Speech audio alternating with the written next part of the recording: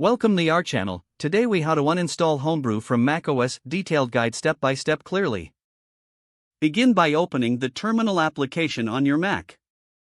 You can find Terminal by searching for it in Spotlight or navigating to Applications, then Utilities. Once the terminal is open, type the following command to check if Homebrew is installed.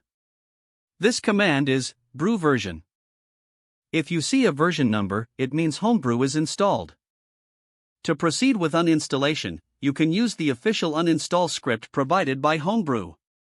Copy this command into your terminal, /bin/bash c $, curl fsslh https://raw.github/homebrew/install/head/uninstall.sh. Press enter to execute the command. You will now see prompts asking for your confirmation to proceed with the uninstallation. Carefully read the information presented to understand what will be removed. Type Y and hit enter to confirm the uninstallation. The script will proceed to remove Homebrew and its associated directories. Once it's finished, you will see a message indicating the completion of the uninstallation process. To ensure that Homebrew has been completely removed, type brew version again to check. If Homebrew has been successfully uninstalled, you will see a message stating that the command is not found. Additionally, check for any residual files by typing ls/usr/local/homebrew. If any directories remain, you can manually delete them by typing sudo rmrf/usr/local/homebrew. You may be prompted to enter your administrator password to complete this action.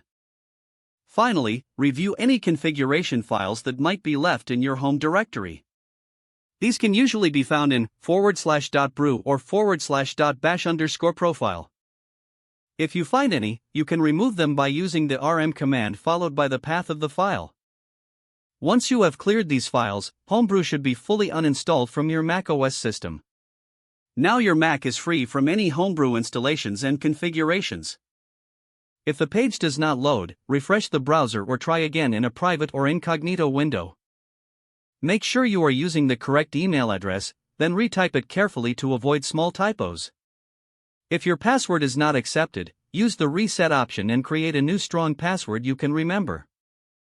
Check your spam folder for verification or security emails, then complete any requested confirmation steps. Enable two-factor authentication if available to improve account security and reduce unauthorized access risk.